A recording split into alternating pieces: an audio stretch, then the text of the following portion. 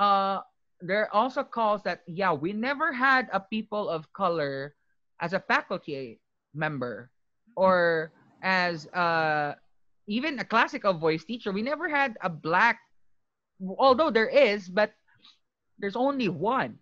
And it didn't Wow. even, there's only, I know there's, when I was still at M, there's only one black classical voice teacher, and there was only one dance black one, a person, a black dan ballet teacher, and that ballet teacher didn't even last for the entire school year. He taught for 1 year, because how toxic it is for you as a quote unquote oddball, being Yeah. in a community of that is so different from you. And I can relate to that, not only because I'm a person of color, but because I'm a foreigner.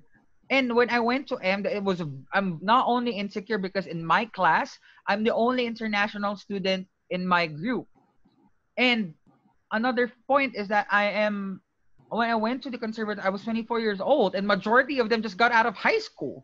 So Yeah. on that point alone, on that basic level of being the oddball, I understand.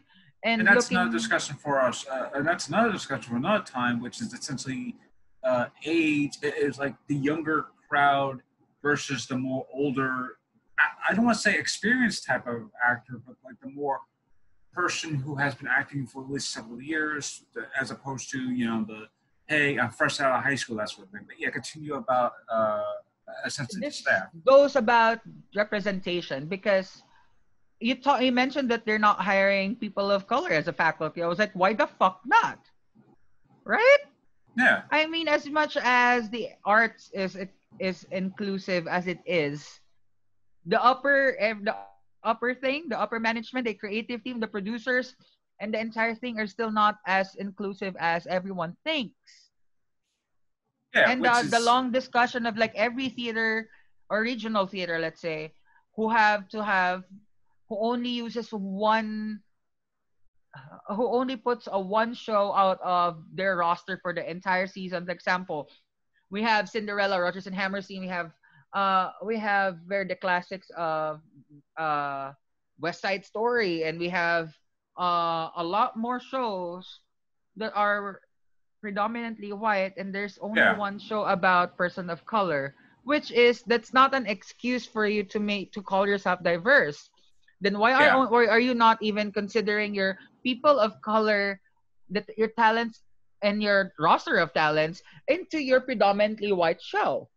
Which is odd because the way you just described it, it's odd because my job was working at Today Tix, and unfortunately Today Tix was unfortunately closed because of COVID. And Yeah. one of the shows that I loved doing was Frozen, and Frozen is a primarily white cast.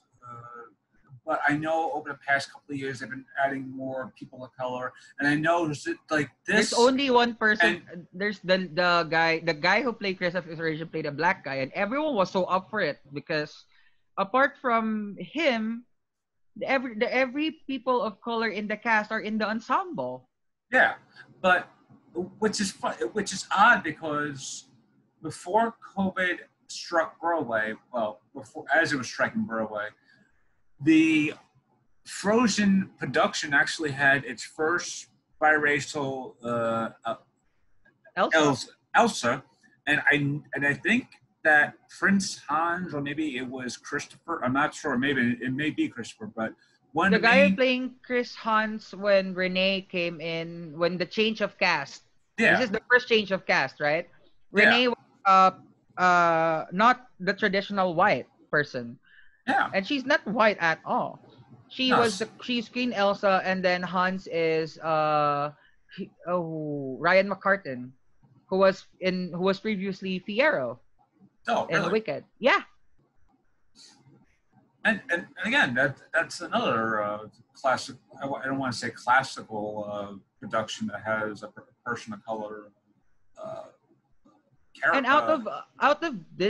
out of all Disney productions, I would say I've never. Let's say I'm just gonna. I'm not. Let's not go to the princesses.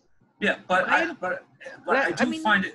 Sorry, I do find it yeah. interesting then how essentially how they just started to do a person of color cast, and then when COVID hit, all the Broadway shows closed, and then just as it seemed to be going a little better, I was like, oh, not Broadway. Disney decides to close Frozen. I'm like, you just had a new cast and you decided to close Frozen. I wouldn't actually correlate that to because of the change of cast or because of the change of the traditional casting. Because it always happens on Broadway that whenever a new set of cast comes in for a long show, there will always be a dip. But the problem is on Frozen, it's not as big of a selling hit like they expected compared to what they had with Lion King and Aladdin. Aladdin and Beauty and the Beast, which is now returning to Broadway probably by next year. Who knows? Because as far as I can remember, what's this regional theater in Jersey that they always that's a big regional theater in Jersey. They're the ones initiating the revival. Yeah. Oh, okay. I know what you're talking about, but I forgot the name of the thing. But yeah, because they're also the one who made Newsies into a musical, and then Disney picked it up. Yeah.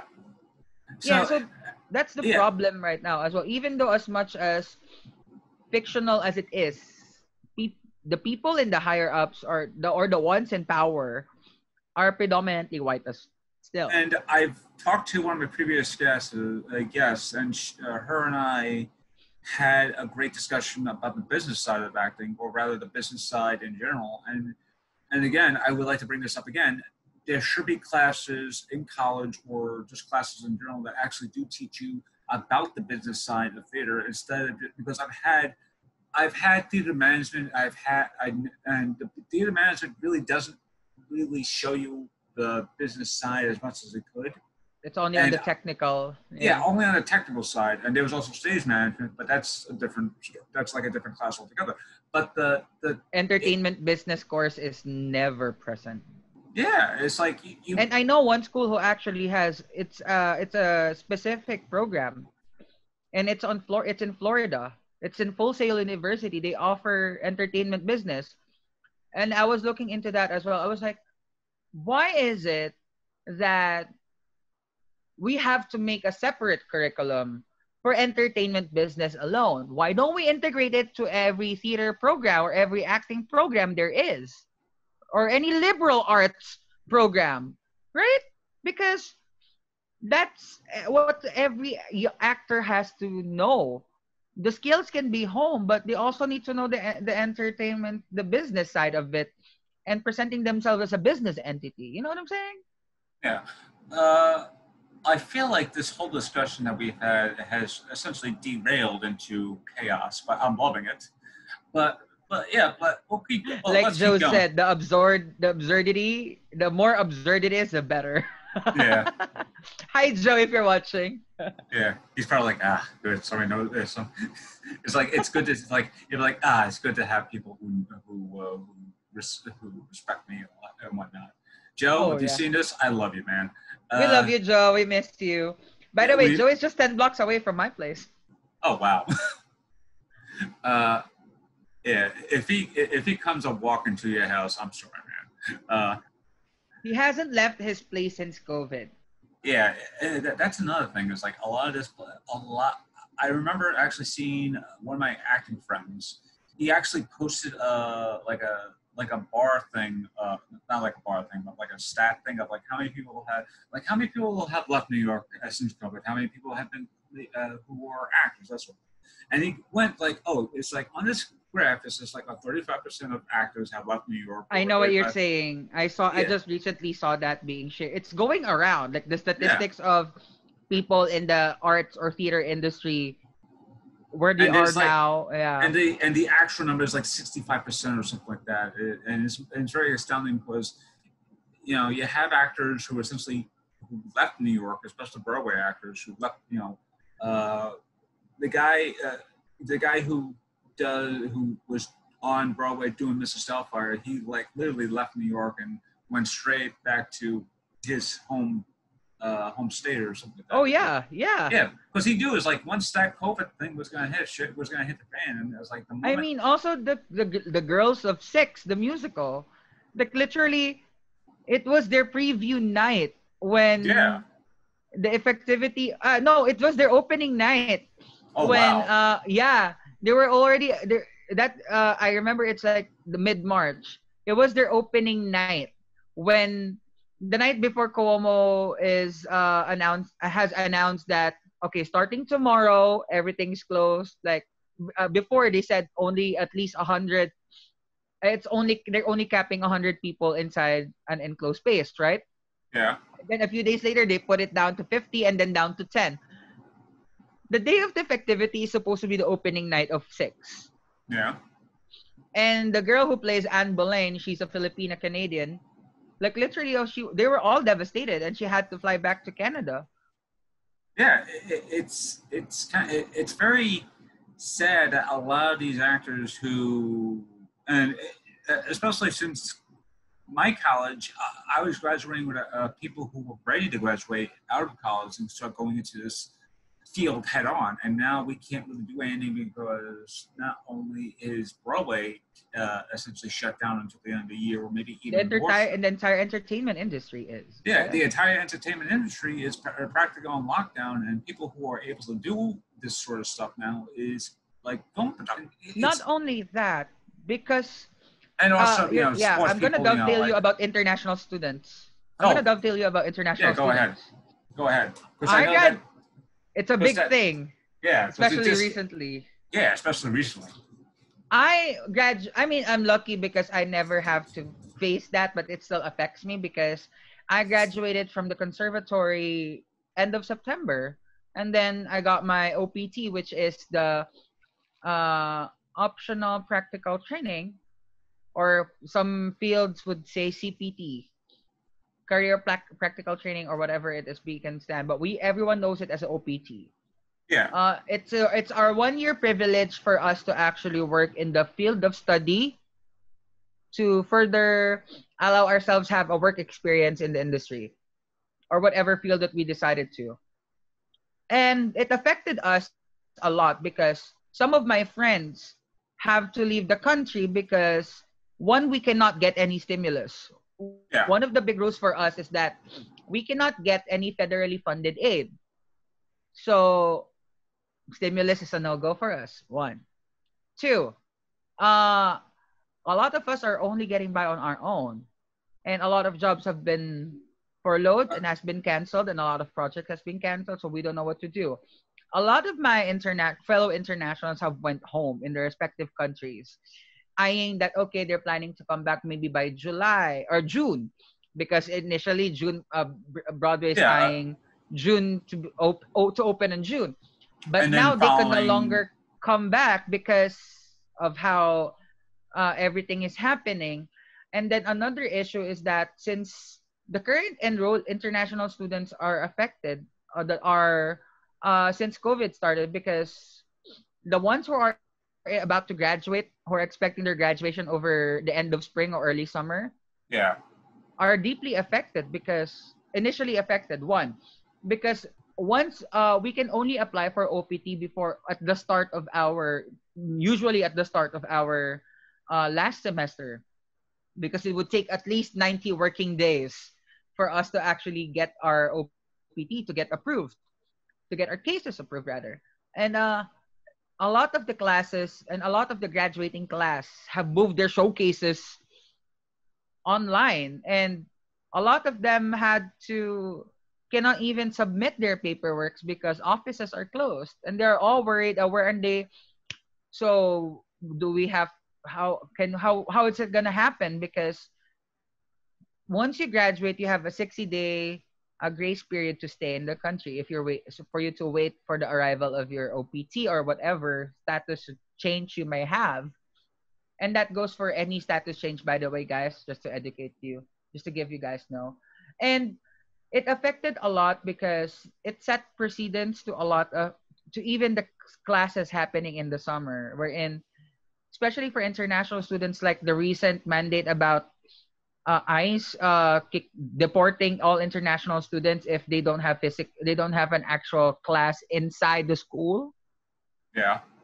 If they're all of their classes are only online school, which is absurd because we are all required to be here in America to get our student visa if we have a minimum of 12 unit credentials enrolled in.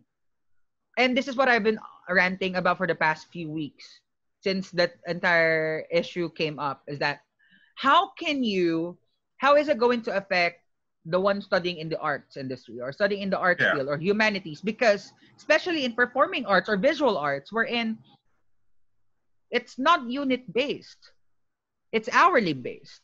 Yeah. So how does that apply to them? You know what I'm saying? Yeah. Because Because not every educational program is complying with the unit based grading system. it, it's odd because at my college, or well, in my community colleges too, it is hourly based. Whereas, like, okay, we have an hour and 15 minutes for this random class, and we do it twice a week.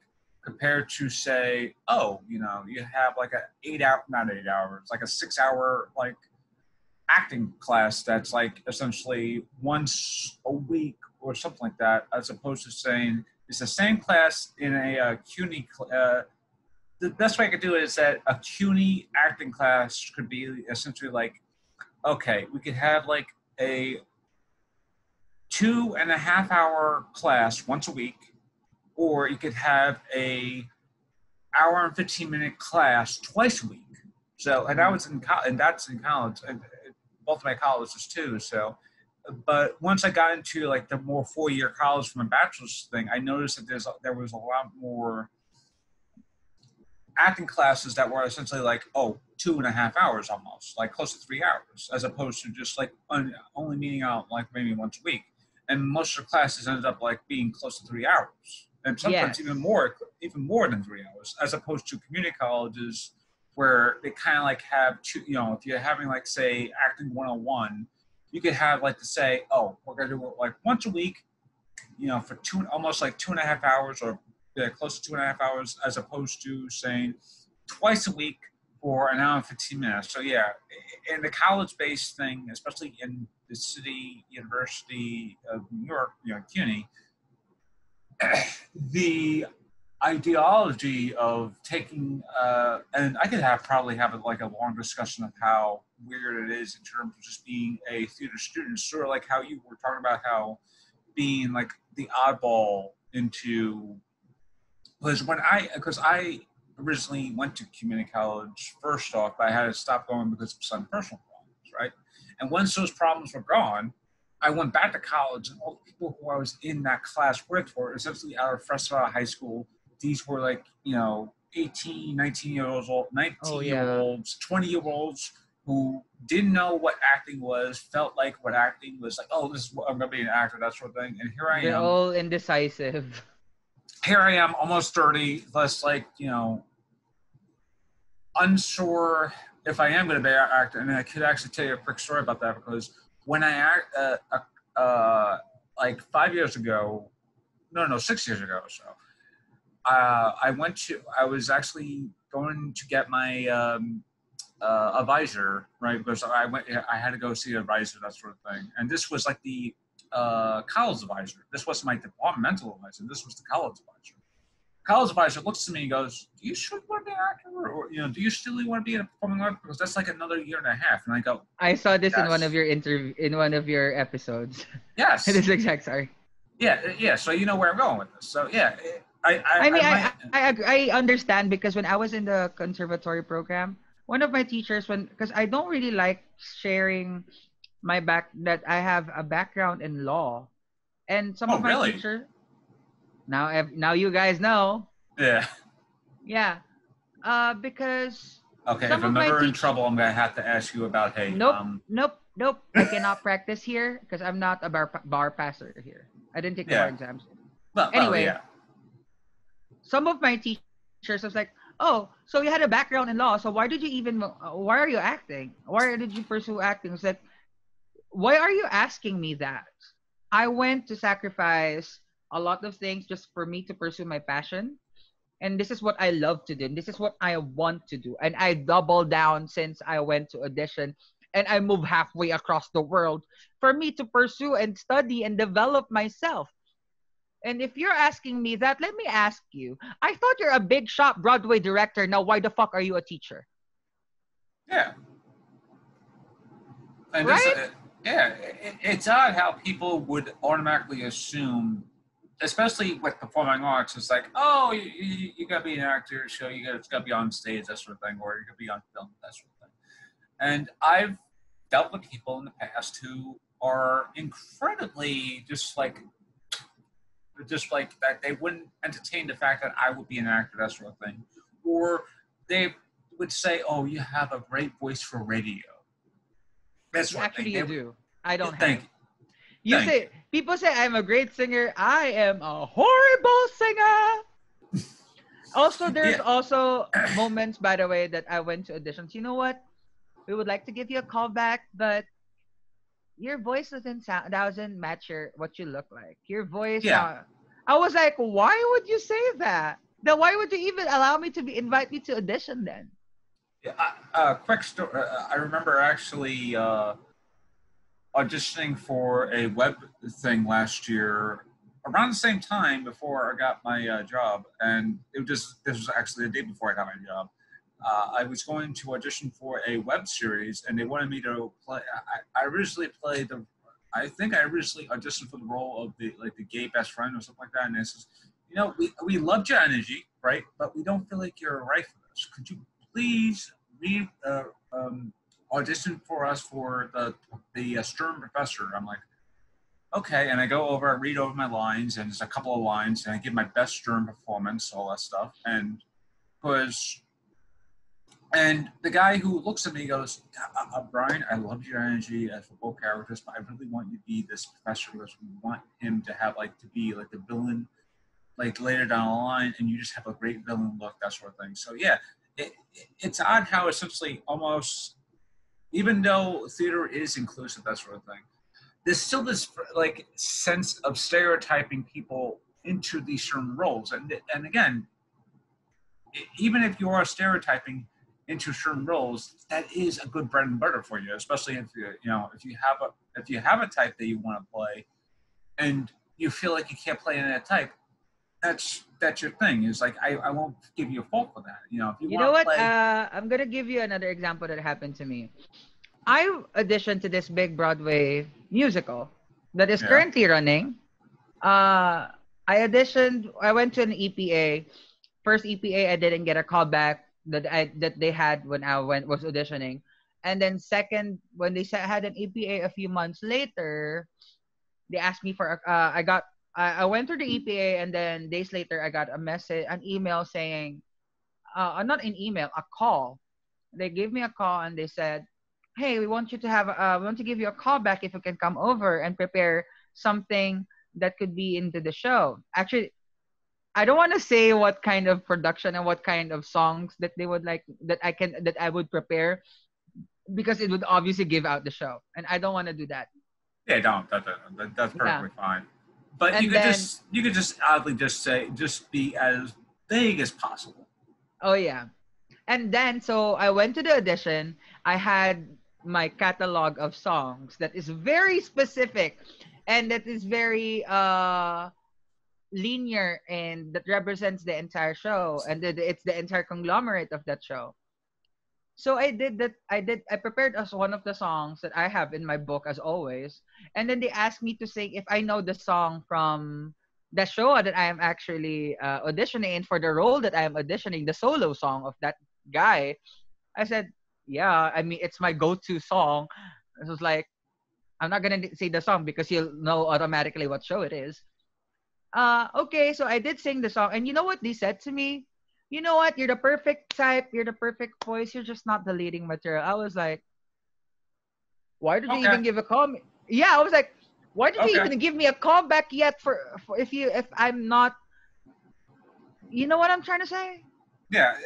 It's odd how essentially casting some, and again, I feel like this could be a whole podcast episode by itself. But the like auditions are so scary in terms of being an actor because it's like they're so judgmental, especially if you don't know.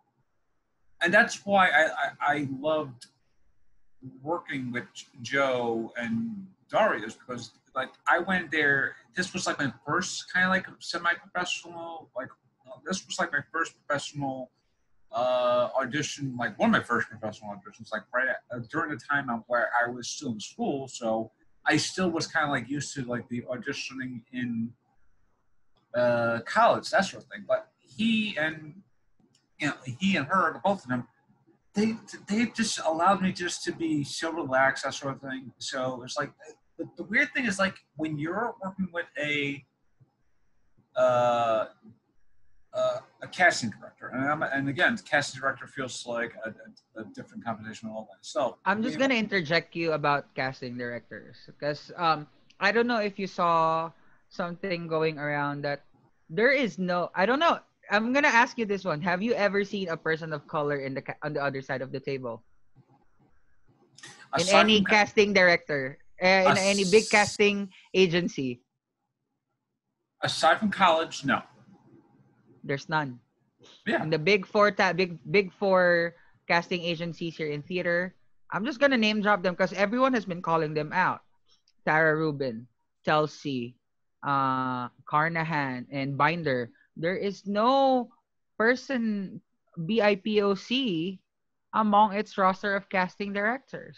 yeah, and again, it's odd how essentially people are bringing the whole person of color the BIPOC. BIPOC. I know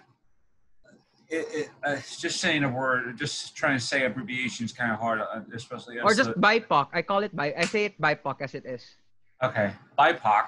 That's even more better for me because But I don't know if that is the correct pronunciation of that abbreviation. So I'm just saying but it. yeah, BIPOC stuff like that. That's been since it's happening. It's odd how essentially when you think of diversity in theater, it's like, oh, you could think of like, you know, black actors, Hispanic actors, that sort of thing. But when you think of outside of that thing, especially the more technical side, you know, like how many women directors do you know? How many black directors do you know? How many women playwrights do you know? That sort of thing. How many So queer creative teams are there? yeah, and How many trans are actually being given a trans role or a yeah, transvestite role? Like this is also became why Tootsie and Mrs. Doubtfire became a thing, became are yeah. getting backlash in the trans community as well. It's like, why don't you just hire a trans woman or a trans man in the role? I mean, Why, right? it honestly wouldn't feel different because because with Twitchy, the character is an actor, so it doesn't really matter because the I mean, character is that's an how they actor. were. Again, That that's and how it has and been justified. of course in the movie, both Twitchy and Mrs. Doubtfire, it's a comedy, so a lot of this type of And that's why what's the the term? problematic that's how problematic it is actually if we What's actually the go term? down the rabbit hole. I'm literally specific specific specific perception of disbelief. Yeah, I'm trying. perception of disbelief. Yeah. Yeah, that that's how it works in movies because your disbelief is kind of like, okay, I'm just gonna take my mind, toss it up with my body for right now, and just watch a movie for like 9 minutes. That's what I think. I But mean, when it that's but also when another it's thing about that's how they are being used. Either any black, being any Hispanic or any culture represented, every Asian, every gay, every lesbian, any other non-traditional looking people, they're being treated as tokens. yeah Even though the theater community is or a lot of shows are exclusive as it is, they're sadly to say they're still tokens, yeah, which is sad because they are more than tokens. which is odd because when you think about it in terms of theater, there's still those like like we just said, as token, these token characters. But when you look on TV, there are essentially, and film this, there, and also sports now, there are essentially people who are LGBTQT plus. There we go. I always, LGBTQ plus, yeah. yeah, plus figures essentially in the entertainment career, but they are always thriving in film, TV, sports. But when you think of theater, it is so weirdly like it's almost like a very dirty. It's a very dirty uh, world to look into, like that sort of thing. And I I know, know. and again, before, like I said before, my college around my theater people, it's been getting backlash for not hiring essentially BIPOC faculty members, that sort of thing. And in my life, I don't really recall I never had any person of color teacher ever. and a Even person of any accompanist for none. And and sometimes, you know what's sad? those They're old people. They're way more racist. And some of them are even posting. They are friends with their students in their social medias, and they're even posting some racist shit. Like, come on, man. yeah, it's odd. There was Uh, also, you know what? There, I have a teacher. I don't know if you know the movie Life of Pi. yeah, I know the Life of Pi. There was a teacher of mine who actually uses that reference to me because I'm the only Asian in the class, and if I'm not being mistaken as a Hispanic, I'm being mistaken as a Bangladeshi or an Indian or a Moroccan. Oh wow, And yeah, isn't it the guy in the Life of Pi is like South Asian, uh, an Indian looking or a Bangladeshi yeah, looking, yeah. the one with the I tiger? You know what he says yeah, to me? You the know one Life with the of Pi, tiger. right? You know what? You know about the movie Life of Pi, right? Yeah. You look like the guy in the show. I was like, okay, great, because I could look someone like him. I could be a lead and do whatever. Hell no, I don't. It's not what he intended to say. Yeah, I'm gonna have you. I'm gonna get that boat and send you back to where you came from. Oh wow. Yeah. And again, it's like, Although it's a joke, it became a laughing thing. yeah, But looking at it, it's like, is it really a joke? yeah. In hindsight, you would just see jokes that were like funny in the past, but in hindsight, is like you start thinking more about these different layers because people, when they are joking, you don't know if they're actually joking, or if they're just like using like some sort of like subconscious thing of about themselves, and then essentially using that as a springboard into a joke. Uh, I feel like I know I have no timeline on the show, but I feel like we talked long enough about a lot of stuff. So, I love it. uh, I love it. I just uh, have I just love a no filter thing. Just yeah, because and that's the thing about my show is just that it's raw and unedited, because people will talk about whatever, and as long as you're honest and stuff like that, I will just talk about endless stuff about you, this stuff. But and I uh, love how you're actually giving a platform and an avenue to a lot of different people because yeah, actually I've done this is the third podcast I've done since COVID, and this is the only, apart from the past two podcasts that I've done, I think this is one of the most that I have been most very open, that I didn't really hold back talking about a lot of stuff because of course different formats, different shows, they all differ from one another. But I just love how I am able to come in the show just wearing a damn robe. hey, honestly, you could come in wearing uh, a suit tie. That'd be sort of thing. You could come in wearing a shirt that says, you know, I tried, something like that, and it's like I could wear one of my Leo and Sis shirt that has Stitch on the thing that says I tried. It's like that sort of thing. Or you can wear like a polo shirt. I don't care. It's like as long as you wear something that's formal, casual, that sort of thing, and we have like a very fun talk about stuff like that. But And yeah, also with the fact that you're also putting different perspectives on it. Like you also talk about being in the perspective of the academe world and also yeah, perspective of a very normal Yuping who's trying to get by. And yeah, also as an artist yourself, which is I think it translates very well. That's why I'm Yeah, very much comfortable just talking and talking and talking and very endlessly. yeah. But to wrap it up, I do have a couple of questions left. These are Sure. very straightforward questions. Post COVID, or even in this COVID thing, because I know you talk about rehearsals. Do you have any stuff coming up that Oh you? yes, Because I this do. now this stuff, I will say this will probably be posted in the future, maybe in a couple of months. So whatever you're having now is like kind of like say in the past tense, but depending on how you see it, Okay. do you have anything that's coming up in your like productions?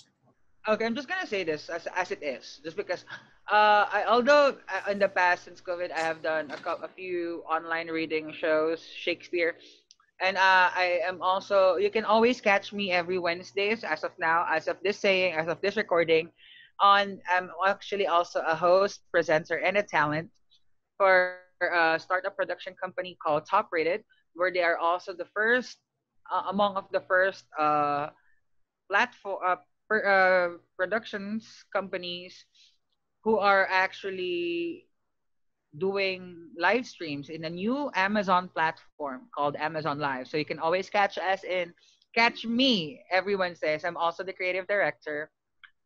You can also catch me every Wednesdays on I stream on Wednesdays and there's a roster of talents as well that we have at amazon.com/shop/live. You can always subscribe and you can always follow. And on last week of August and first week of September, I'll be playing Moat for Hudson Warehouse's production of William Shakespeare's Love's Labour's Lost. It's going to be at the Riverside Park. It's also sponsored by the Riverside Conservancy. So if you miss it, I don't quote me on this, but this is what it looks like it's going to happen. It's going to look like it's going to be the first physical theater since COVID started. And I hope, because I know the public theater is also doing one on their own. Yeah, But if everything went well, I hope it what I am currently involved in and what the public theater is currently doing is going to set precedents at how theater is going to happen in the next few months, especially Broadway is closed until January. yeah. I hope that, and apart from that, who else? I'm still submitting myself, auditioning, self-taping, but that's what we have so far for me. Just the one that is consistent is the Amazon Live, and also you may or may not. If you follow me on my social medias, I make all my announcements. Also in my website www.francismabborang.com. I'm actually in the works of a few stuff that I'm currently writing. I may have online live workshops that might happen. So you might just check it out. Check. Who knows what's gonna happen? But there are stuff that definitely are in the works for in the future. Of course, who else? With regards of the physicality of everything, no one can actually know. But that's what I can just say as of now. All right. You mentioned social media. You mentioned your website. What social media can people find you on mostly? You got an Instagram, Twitter, Snapchat, Oh Facebook, my god. Okay. MySpace, Friendster. Oh my god, MySpace and friends are dead. Yeah, you can always go to my Facebook page. It's facebook.com/official Francis Mabborang. My website is my Instagram is at Francis Mabborang. Twitter, it's FRNCSMBBRNG. Basically, my full name without the vowels. And yeah, you can also go. Since I plug the other live stream shows the weekly live stream shows that I always do. Catch me every Wednesdays at Amazon Live. So just go to your browser, amazon.com/live, or go to your Amazon app and then find the Amazon Live button where you can also see a lot of live stream shows. Guess what, guys? Jessica Alba is also doing her own live stream. She has her own sub channel, and there's a lot more people and influencers in there. And yeah, also social media. You can find me at top rated club across social medias as well. So yeah. Oh, nice. And my last question, even though we kind of like derailed into everything, but we had a great discussion throughout the thing. It was like great discussion anyway, especially about performing arts in general. But do you have any inspiration? Do you have any advice to people who are listening slash watching this podcast interview, what have you, on YouTube? To my fellow internationals first, I'm just gonna say this: continue doing your art. Don't stop. You've already spent more than enough. You are being quoted more than the usual cost of education here in America. Don't stop. Whether it's the mandate, whether your OPT, you're waiting for your OPT, whether you're not, you're waiting for your O1 of your artist visa. If there's nothing happening, make one, and that also goes to every non-internationals. And dovetailing that to the local America to the Americans, check in with your internationals because your privilege as an American, not only being international. I'm just gonna leave this question: why do you think Americans would love talking about immigrational issues with little to no knowledge, and yet they're very passionate about it?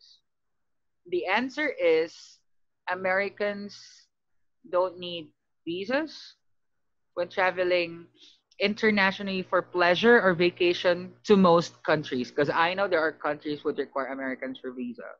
That Yeah. alone, having a US passport and your citizenship and your nationality alone is a privilege. So I know this country thrives for immigrants. Like what Lin Manuel Miranda said about Hamilton, immigrants we get the job done. Check on them, support them, because they are not only fighting for their lives, but they're doubling up on what they need to do compared to what they used to. So we're all in this together. Things are changing. Have each other's backs. The creative community is so small, so one knows one or a lot more people within their own different circles. Just be kind, please, and wear your damn masks. And on that note, everyone who has been watching, listening for probably the last like 90 minutes, I have An no hour and a idea. half. Probably the hour and a half. This has probably been the longest episode. Thank you, Francis, for taking the time. He is a wonderful person to talk to. Just you know, and just to work with too. Not only is he Thank you, Brian. not only is he hilarious, but he's also informative as anything. So, yeah, this has been episode 3 of season 2 of Performing Arts. My name has been Bryan M. Davis. I hope you have a lovely evening, day, what have you, whenever you've been watching. And take care. Be safe.